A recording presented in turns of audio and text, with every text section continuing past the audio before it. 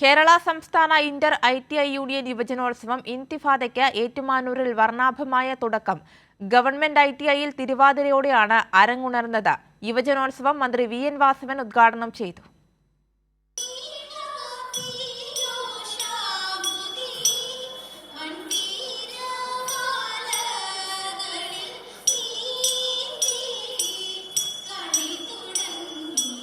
Kottayam Ettumanoor government ITIയിലെ Gaza, Pahalgam, constitution, democracy എന്നീ 4 വേദികളിലായിട്ടാണ് ഇന്റർ ITI യൂണിയൻ യുവജനോത്സവം പുരോഗമിക്കുന്നത്.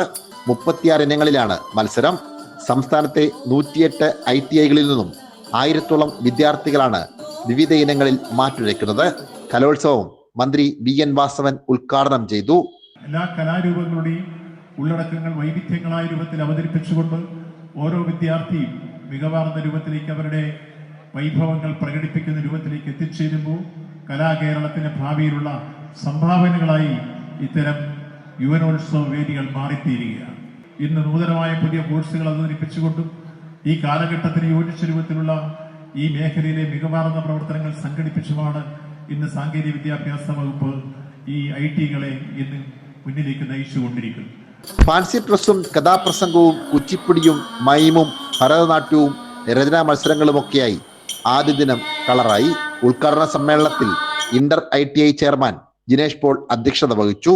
സാംജിത് ആർപ്പൂക്കരയ്ക്കൊപ്പം സനോജ് സുരേന്ദ്രൻ, കൈരളി ന്യൂസ്, കോട്ടയം.